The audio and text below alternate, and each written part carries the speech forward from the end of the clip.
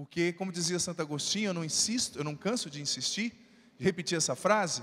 Santo Agostinho dizia que quem canta reza 2 vezes. Então a gente precisa aprender a rezar cantando também. É tão bom, gente, é terapêutico. Você canta, você extravasa na presença de Deus também as realidades, os conteúdos que quem sabe estão aí no seu coração. Tem gente que, quando acontece uma coisa inusitada, às vezes você vai martela o dedo, né? Se ao invés de falar aquelas palavras que geralmente saem nessa hora, se as pessoas fossem habituadas a cantar os louvores de Deus, eu tenho certeza que nessa hora sairia uma palavra melhor, né? Mas a gente repete aquilo que a gente está acostumado, né? Nem tem a história do cara que estava cantando na igreja, estava tocando na igreja, e ele era meio bravo, mesmo tocando ali na missa, ele era meio bravo, de vez em quando falava uns palavrões. Aí um dia no meio da missa, ele molhou a mão e foi bater o dedo na guitarra elétrica, levou um choque. Imagina o que ele falou no microfone ao vivo na hora da missa. Não posso nem repetir aqui, que não vai pegar bem. Mas um palavrão. A boca fala do que o coração está cheio. Jesus já dizia sabiamente, não é? Gente, eu esqueci de perguntar no início. Tem alguém fazendo aniversário aqui hoje? Levanta a mão se tiver. Parabéns. Olha quanta parabéns. Vamos aplaudir lá atrás também. Os nossos aniversariantes aqui também. Deus abençoe. Muitos anos de vida. Geralmente se fala muito juízo. Eu não vou falar muito juízo, vou falar muita sabedoria. Que Deus te dê sabedoria para você usar o juízo. É verdade, que alegria saber que você veio celebrar o seu aniversário aqui na Canção Nova em São Paulo. E que felicidade, meus irmãos, minhas irmãs, em ver essa igreja tão cheia. Os nossos cinegrafistas podem mostrar isso com muita precisão. Quantos jovens, quantas pessoas, quantas famílias aqui rezando conosco, graças a Deus. Quantas pessoas também nos acompanhando pela TV Canção Nova. E meus irmãos e minhas irmãs, nós, como o padre dizia no início, estamos vivendo as 9 semanas de oração pela restauração das famílias. E estamos nos conscientizando que de fato, nós precisamos lutar pela nossa família. Lutar. E também, sobretudo, lutar através da oração. Você sabia que as grandes vitórias que a gente conquista na vida, nós conquistamos primeiro com o joelho no chão. Primeiro no mundo espiritual, para depois elas virem se concretizar na nossa vida e na nossa história. Eu não canso de dar o meu testemunho. Eu fui um adolescente perdido, um adolescente que viveu distante de Deus, envolvido com tanta coisa ruim, com bebida na época, com drogas.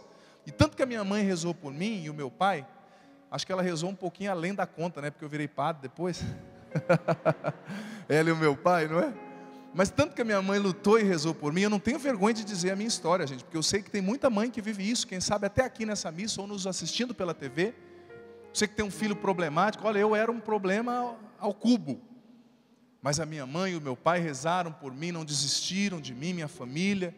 E eu luto tanto pela família, porque eu fui salvo por Deus através da minha família. Eu acredito na família.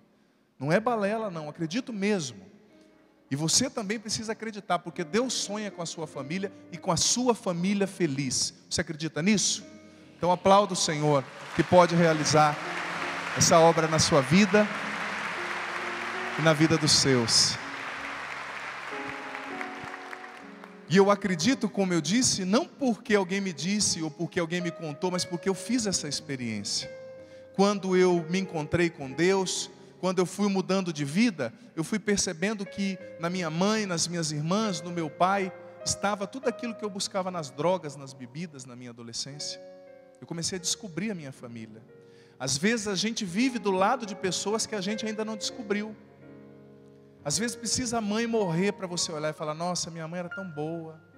Ah, esse meu irmão era tão legal. Você já disse para ele? Não. O que você diz para ele? Eu só xingo, padre, aquele feliz.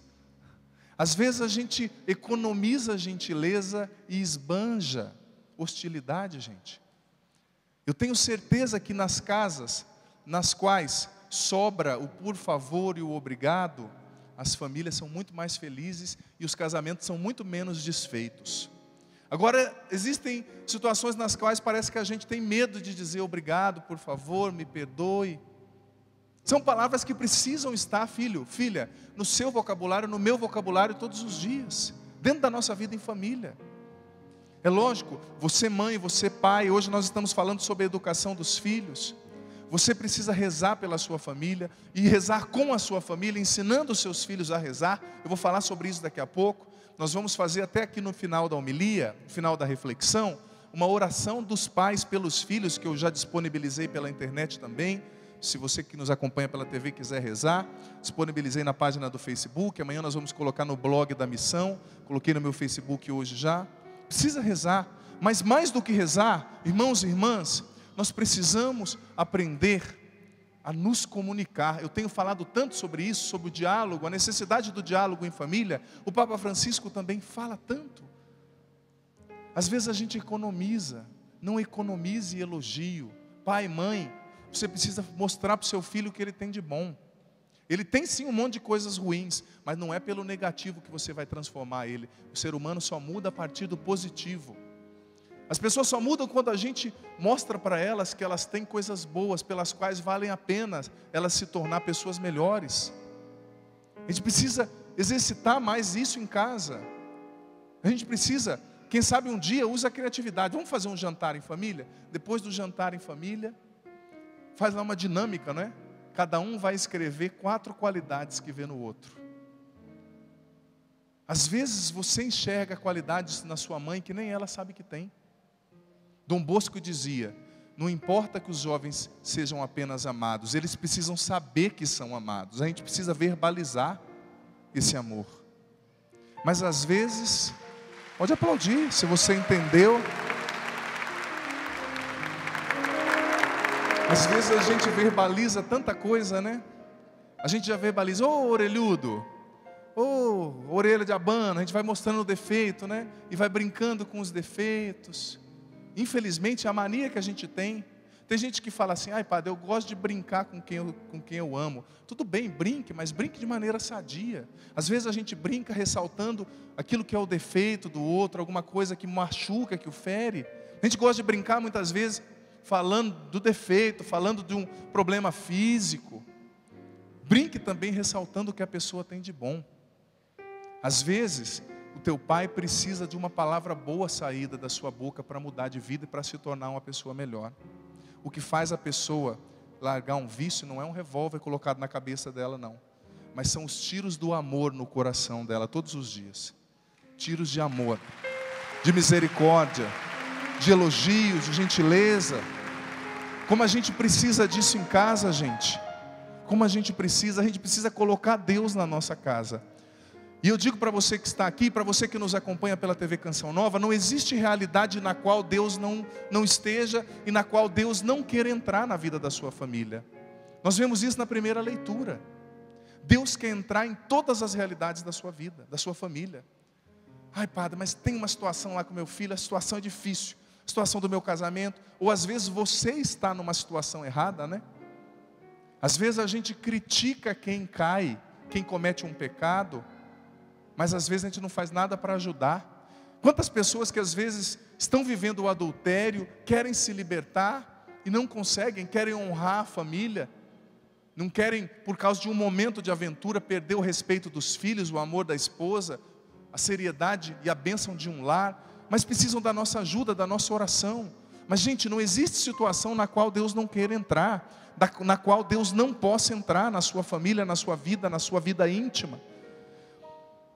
Ezequiel, nessa leitura, primeira leitura de hoje é um pouco enigmática. Ezequiel está narrando uma teofania, ou seja, uma manifestação de Deus. Geralmente essas teofanias eram marcadas pelas nuvens, pela luz, a manifestação da glória do Senhor.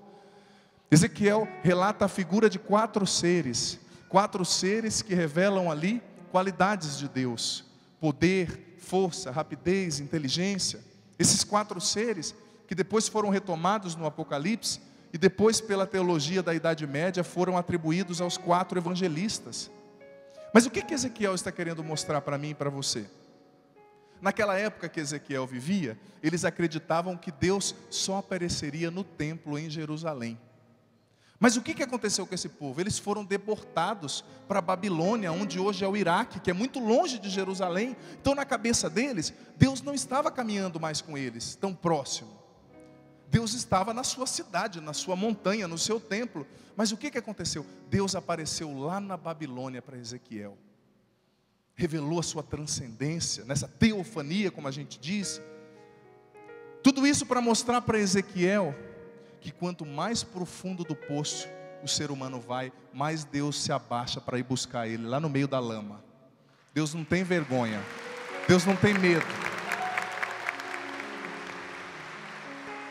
E tem gente que fala assim: ai padre, eu estou vivendo uma situação tão difícil que eu tenho vergonha de rezar, de falar para Deus, de falar para o Senhor, de falar para você, padre.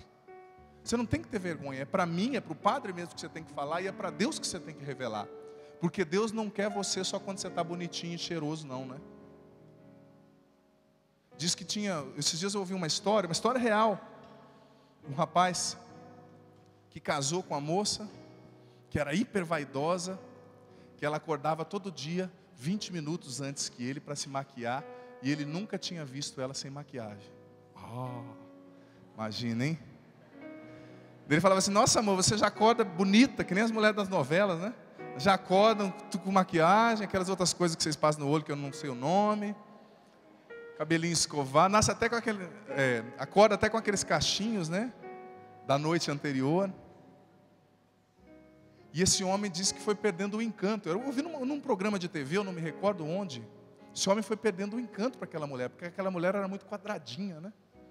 Ela andava assim.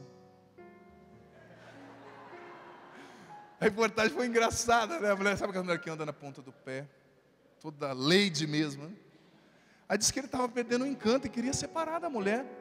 Aí um dia quebrou o carro dela, longe, e aconteceu como se fosse um terremoto, foi em um outro país naquela região. E ela era muito lady para pedir ajuda, para pedir carona na rua, né? Foi embora, estava com sapato de salto.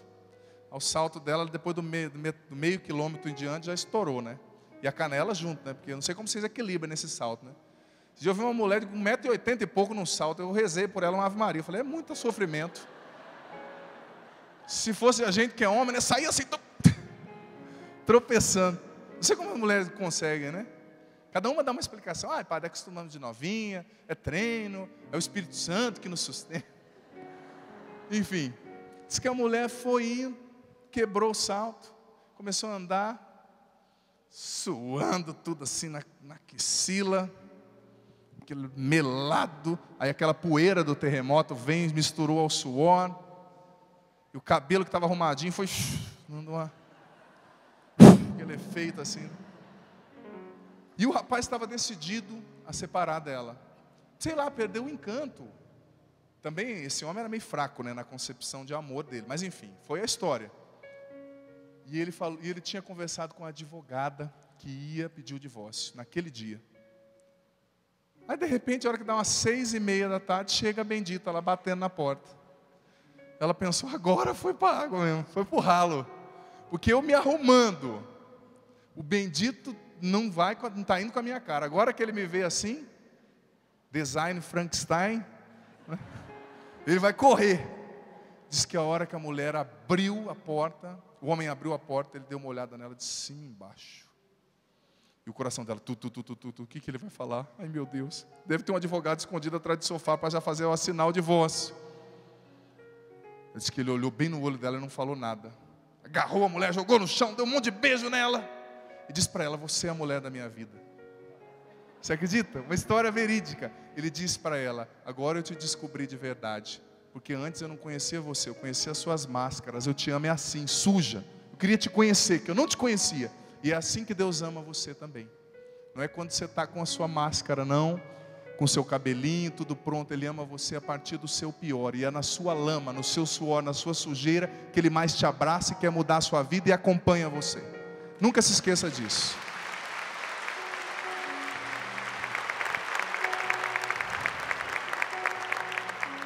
É precisamente nesse momento. Eu contei essa história porque me chamou a atenção. E eu vi a foto da mulher no vídeo. De fato, uma mulher muito linda, mas o homem queria conhecê-la. Ele queria tocar na verdade daquela mulher. É lógico, é uma analogia para dizer que Deus também é assim. Às vezes a gente fica com medo de mostrar o nosso pior para Deus. Ai padre, eu não vou na igreja não, porque eu sou pecador, porque eu estou sofrendo. Meu filho, minha filha, já viu o hospital para gente sã? Hospital é para doente.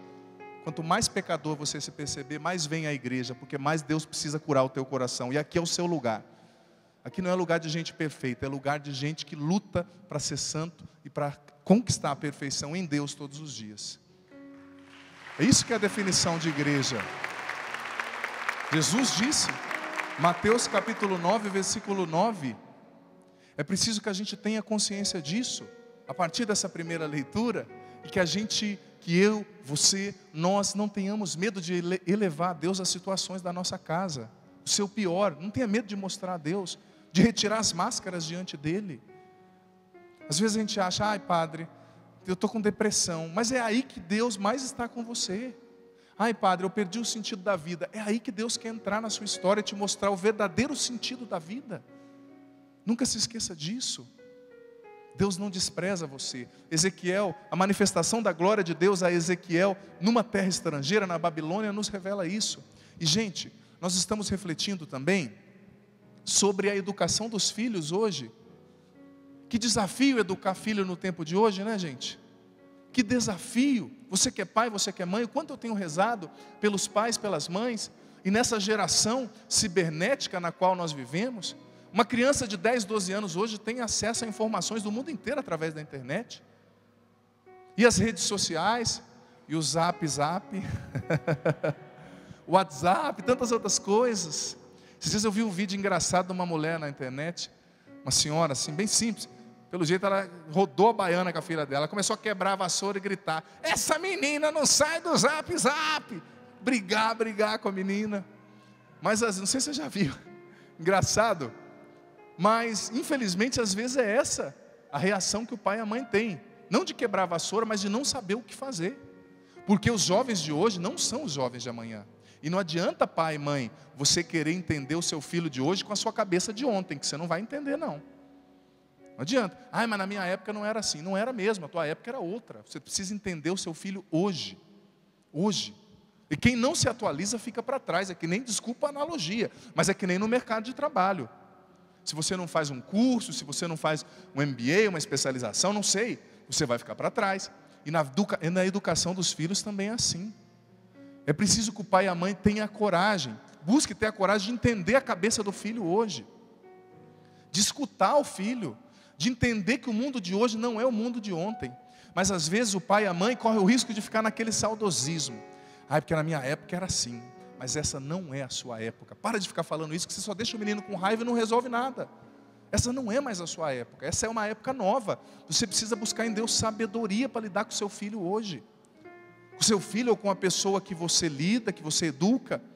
O conceito biológico de paternidade e maternidade nem sempre se concretiza. Às vezes você é um tio, uma tia, uma avó, um avô, mas que lida com o filho do mesmo jeito. Filho de outro, mas que você assumiu para cuidar.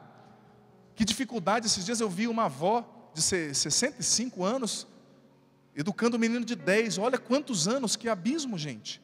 Mas é preciso buscar em Deus sabedoria para lidar com a criançada, escutar sobretudo as crianças, acolher as crianças. Eu elaborei ali 6 dicas, eu acho que assim fica mais pedagógico, 6 dicas para que você, eu, nós de fato, consigamos bem educar os nossos filhos. E eu quero partilhar com você a primeira dica, primeira sugestão, mas muito embasada também. O padre fez uma pesquisa com alguns especialistas que trabalham na área comportamental, com crianças, que verdadeiramente vão nos ajudar. A primeira dica para você educar bem os seus filhos: promova um ambiente propício na sua casa para a educação dos filhos. O que é um ambiente propício, padre? Em primeiro lugar, hoje nós celebramos Santa Clara, padroeira da TV. Saiba disso, pai e mãe, o formador da sua casa é você, não é a televisão. Não pode ser a televisão.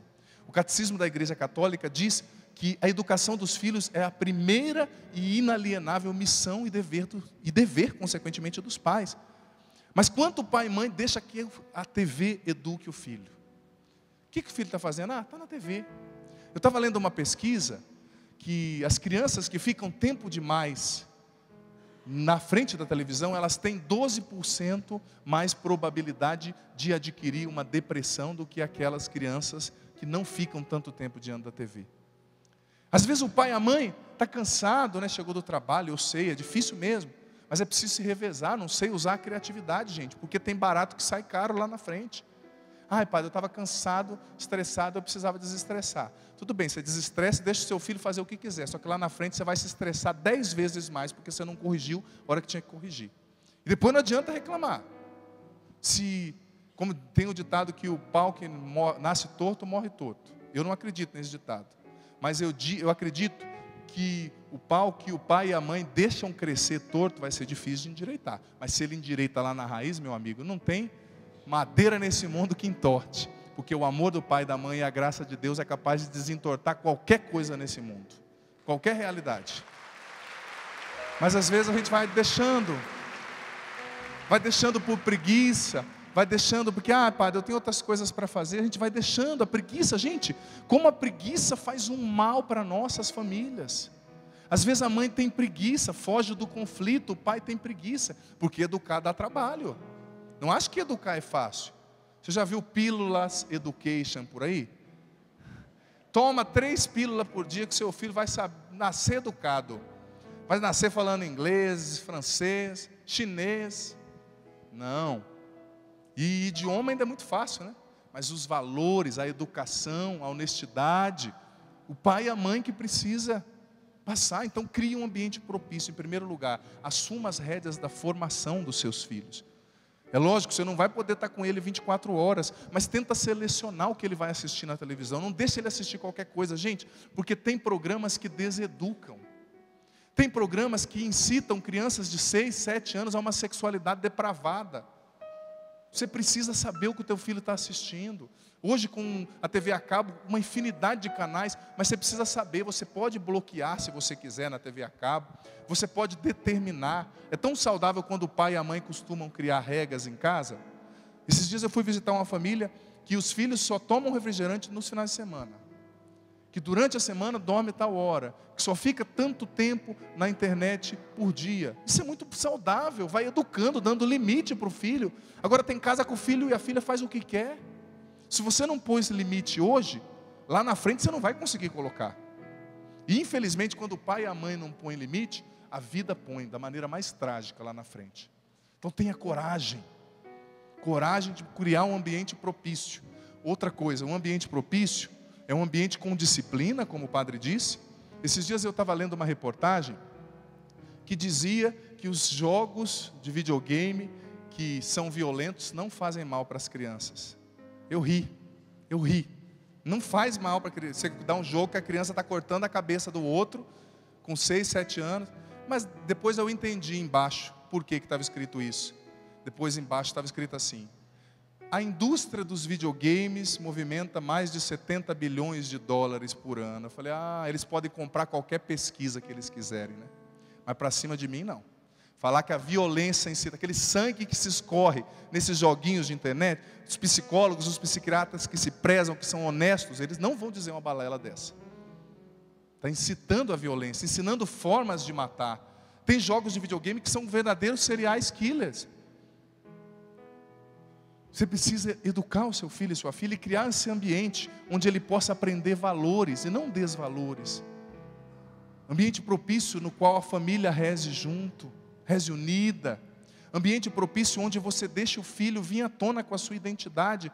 Às vezes o pai e a mãe só reprime o filho, só reprime, tudo que ele faz está errado. Você não viu aquele ditado? Para você educar bem, você tem que dar linha para a pipa subir. Que se a pipa não sobe, você nunca vai saber se o fio dela é forte ou não, se a cor dela é bonita ou não, se ela vai resistir ao vento ou não. Mas às vezes o pai e a mãe ficam só reprimindo. Não, você não pode, você está errado. Deixa o teu filho vir para fora, senão você nunca vai conseguir educar ele de verdade. Criar um ambiente propício.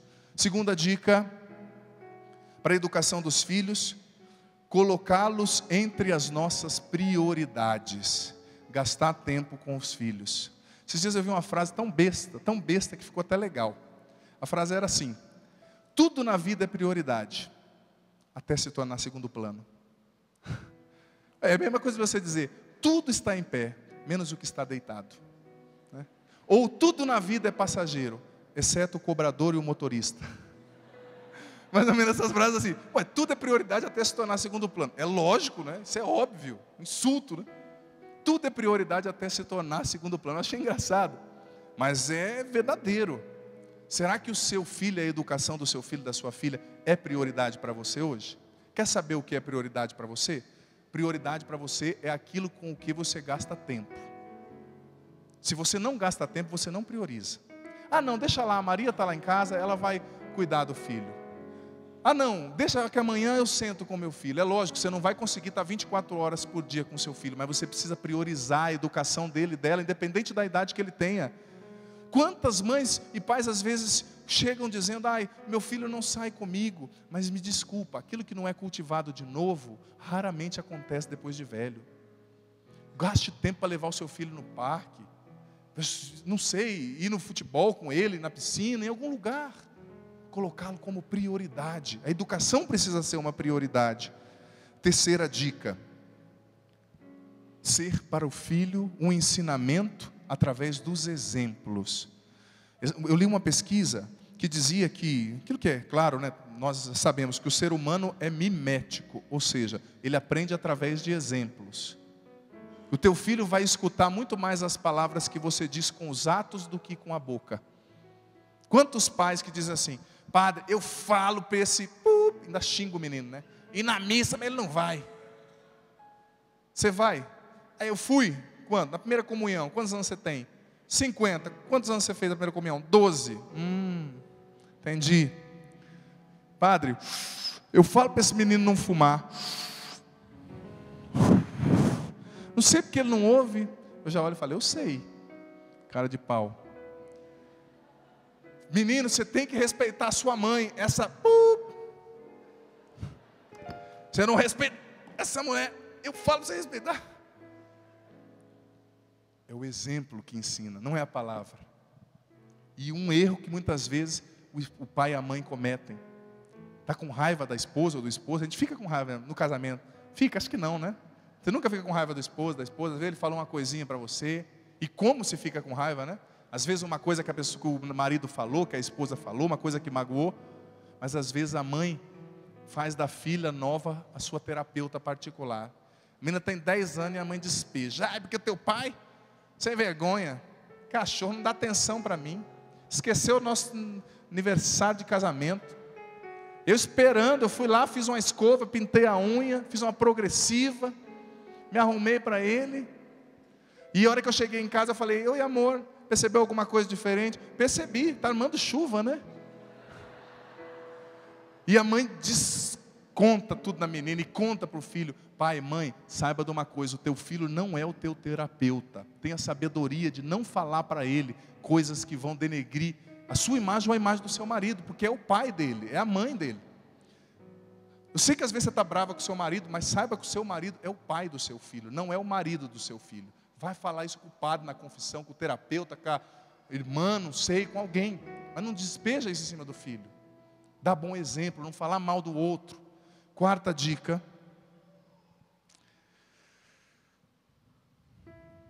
Cadê a quarta dica? Ah, está aqui. Não, essa foi a quarta dica, me perdoem. A quinta dica, uma coisa importantíssima, segundo essa pesquisa desses especialistas, para os pais aprenderem coisas valiosas para a educação dos filhos, é importante trocar ideias com pais de maior experiência, com pais de testemunho cristão, que educaram, que já passaram pelo que você está passando e que foram bem-sucedidos. Também é importante conversar com especialistas competentes na área, quem sabe, alguém que possa te ajudar, um terapeuta. E sexta e última dica, muito importante, que nós já estamos fazendo nessas 9 semanas de oração pela restauração das famílias aqui na Canção Nova em São Paulo: transmitir a fé e os valores cristãos para os seus filhos. Esses dias eu fiquei chocado, que uma criança chegou na igreja e começou a olhar o crucifixo e começou a chorar. Falei: o que foi? Nossa, que coisa feia, está saindo sangue. Mas você não conhece? Aquele ali é Jesus, que morreu para nos salvar, que ama você, que ressuscitou. Eu vi que a menina não sabia nada de Jesus. Nada. Ou seja, a mãe com certeza se preocupou em dar uma boa escola, se preocupou em comprar uma roupinha da moda para mostrar para os vizinhos, mas não se preocupou com o essencial, que é dar Deus para o coração daquela criança. O mais essencial é dar Deus. Esses dias perguntaram, né, o Padre Léo, se eu não me engano, contou uma vez uma história, que perguntaram assim: por que se batiza a criança na igreja católica e não se batiza depois de velho? Porque se você batiza uma criança na fé dos pais e dos padrinhos. Aí, diz que o Padre Léo perguntou para essas pessoas que perguntaram a ele isso: mas por que você dá comida para a criança quando ela nasce? Ué, padre, se não der comida ela morre de fome. Mas por que você dá comida? Ué, porque comida é essencial. O Padre Léo respondeu: não existe nada mais essencial que Deus que um pai queira dar para o seu filho. Nada mais essencial. É o que de melhor o pai pode dar. Por isso que a gente batiza a criança. Porque o pai e a mãe quer dar o melhor, que é Deus, que é a fé, que é o cristianismo, que é a luz. Criar um ambiente de oração em casa, transmitir os valores. Não ficar falando só. Tem gente que acha que transmitir valor é pegar a Bíblia e ficar lendo, e ficar lendo, e ficar aleluia na cabeça do filho. Tem filho que cresce traumatizado, a hora que fala de igreja: ai, não quero saber não, minha mãe é doida, padre. Eu tinha 6 anos, ela me fazia rezar 1.200 Ave Maria. Vem de evangelizar, traumatiza o menino. A hora que vê padre, ele já faz assim: padre, meu Deus, não quero. Tira de perto de mim. Mas não falar, nem sempre você fala de Deus para evangelizar, sabia? É muito mais difícil você pregar falando de Deus sem usar o nome dele do que usando, sabia? Tem que ser muito inteligente. Mas ensine os valores cristãos. Fale também de Jesus, de Deus, obviamente, de maneira explícita. Mas ensine os valores da fé, ensine a honestidade. Ensine o seu filho a verdade, a sinceridade, a não dar jeitinho brasileiro para as coisas. Ensine o seu filho a perdoar. Ensine o seu filho a respeitar os idosos. Eu acho tão lindo quando eu entro no metrô que tem um adolescente sentado, que entra um idoso, que ele sai para o idoso sentar. Tão bonito. Os jovens quando respeitam as mulheres grávidas, quando ajuda alguém a atravessar a rua. Ensine isso para o seu filho. Reze com ele em casa. Nas 9 semanas de oração, aqui pela Restauração das Famílias, nós estamos propondo isso. Cada semana tem uma vela. E a proposta é você rezar nessa semana, no mínimo 2 vezes com a vela acesa. Diante da vela acesa, com seus filhos, com a sua família, fazendo a oração pela restauração das famílias, outra oração também. Eu sei que são complexas, difíceis as situações que a gente vive em família, mas não tenha medo, não desista. Tudo você pode naquele que te fortalece. Coloque Deus na sua casa. Coloque Deus em primeiro lugar na sua vida, que Ele vai colocar você em muitos lugares privilegiados na sua história e na história com a sua família. Não tenha medo. Vamos ficar em pé? Nós vamos cantar uma música muito bonita, que fala justamente isso. Tudo posso naquele que me fortalece. Mas antes disso, o padre preparou uma oração dos pais pelos filhos. Nós vamos fazer juntos essa oração. Mesmo você que não tem filhos, faça essa oração. Eu que sou padre, faço porque eu tenho filhos espirituais que Deus me deu. Muitos, espalhados por muitos lugares. Então eu quero que você repita comigo fazendo essa oração. E eu coloquei essa oração para quem nos acompanha pela TV, o padre já disse, eu coloquei na minha página no Facebook, amanhã nós vamos colocar no blog da Canção Nova aqui de São Paulo, para você que nos acompanha pela TV também fazer conosco essa oração. Repita com o padre: meu Senhor, eu quero te louvar, e te agradecer, pela vida dos meus filhos, eles representam para mim, mais forte, eles representam para mim, a manifestação do teu amor, em nosso lar. Pensa agora, você que é pai e mãe, pensa no seu filho, na sua filha, você está rezando por ele. Deus te deu autoridade espiritual sobre ele, sobre ela. Repita: é uma grande responsabilidade. Prepará-los para a vida. Por isso dá-me recursos. E sabedoria. Para saber o melhor. Que eu possa amá-los. Que eu possa compreender os meus filhos. E que eu possa ensinar a eles o caminho certo. Dá-lhes saúde Dá-lhe saúde, inteligência, capacidade, amor, e a tua proteção. Que o teu anjo, Senhor, esteja com os meus filhos, em cada passo que eles derem, liberta-os de todo o mal, e de toda influência negativa, encha-os com o teu Espírito, que eu possa ser para eles, o pai ou mãe, amoroso, sincero, amigo, que precisarem, em qualquer fase de suas vidas. Eu entrego os meus filhos em tuas mãos, Senhor, confiante que serão abençoados em tudo por ti.